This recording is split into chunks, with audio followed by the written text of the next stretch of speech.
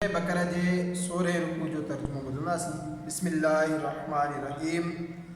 ऐं इब्राहिम जे दीन खां ॿियो केरु मुंहुं मोड़ींदो सिवाइ उन जे जेको दिलि जो अहमक यानी जाहिल आहे।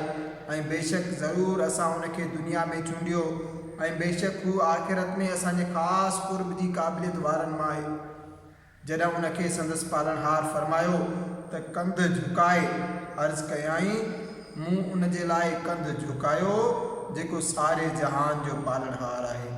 ऐं उन्हीअ दीन जे इब्राहिम पंहिंजे पुटनि खे पंहिंजे पुटनि खे ऐं याकूब पंहिंजे पुटनि खे वसियत कई, ए मुंहिंजा पुटो, बेशक अल्लाह ही दीन अव्हां लाइ चूंडियो आहे। पोइ अव्हां मुस्लमान ई थी मरिजो, बल्कि ख़ुदि तव्हां माई मौजूदु हुआ जंहिं वक़्तु याकूब ते मौत आयो, जो उन्हनि पंहिंजे पुटनि खे फरमायो, मूंखां पोइ कंहिंजी पूॼा कंदव? चयूं, असां उन जी पूॼा कंदासूं जेको तव्हांजो ख़ुदा आहे ऐं तव्हांजे पीउ ॾाॾे इब्राहिम ऐं इस्माइल ऐं इसहाक जो जेको अकेलो ख़ुदा आहे, ऐं असां उन जे आॾो कंध झुकाईंदड़ आहियूं। ही हिकु उम्मत आहे जेका गुज़री चुकी, हाणे उन्हनि ते बहतान न हणो। उन्हनि लाइ आहे जेको उन्हनि कमायो ऐं अव्हां लाइ आहे जेको अव्हां कमायो, ऐं उन्हनि जे कमनि जी अव्हां खां पुछा कान थींदी। ऐं किताब वारनि चयो, यहूदी ऐं नसारा थियो त सिधो रस्तो लहंदव। अव्हां फरमायो, बल्कि असां त इब्राहिम जो दीन वठूं था जेको हर बातिल खां जुदा आहे ऐं उहो मुशरिकनि मां न हो। हीअं चओ त असां ईमान आंदो अल्लाह ते ऐं उन ते जेको असां ॾे लाथो वियो, ऐं जेको इब्राहिम ऐं इस्माइल ऐं इसहाक ऐं याकूब ऐं उन जी औलाद ॾांहुं लाथो वियो, ऐं जेको मूसा ऐं ईसा खे अता कयो वियो, ऐं जेको ॿियनि नबियनि खे संदनि पालनहार तरफ़ां अता थियो, असां उन्हनि में कंहिं ते ईमान आणण में को फ़र्क़ु नथा करियूं, ऐं असां अल्लाह जे आॾो कंध झुकाईंदड़ आहियूं।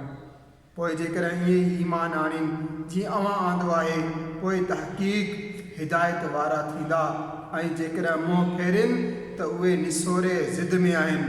सोए महबूब, सिगो अल्लाह तव्हांखे उन्हनि जे तरफ़ां किफ़ायत कंदो, ऐं उहो ई ॿुधंदड़ ऐं ॼाणंदड़ आहे। असां पाण खे अल्लाह जे रंग में रंगियो आहे। सुहिणो रंग ॾियण में अल्लाह खां वधीक केरु आहे? ऐं असां उन जी पूॼा कंदड़ आहियूं। तव्हां फरमायो, छा अल्लाह जे बारे में झगड़ो करियो था? हालांकि उहो असांजो मालिक ऐं अव्हां जो बि मालिक आहे। असांजा कम असां लाइ ऐं अव्हां जा करतूत अव्हां लाइ आहिनि, ऐं असां फ़क़ति उन जा ई आहियूं। बल्कि तव्हां हीअं चवंदा आहियो त इब्राहिम ऐं इस्माइल ऐं इसहाक ऐं याकूब ऐं उन जा पुट यहूदी या नसारा हुया। अव्हां फरमायो त छा तव्हांखे इल्मु वधीक आहे या अल्लाह खे? ऐं उन खां वधीक ज़ालिम ॿियो केरु आहे जेको अहिड़ी शाहिदी लिकाए जेका अल्लाह वटां वटसि हुजे, ऐं अल्लाह उन्हनि अव्हां जे करतूतनि खां बेख़बर न आहे।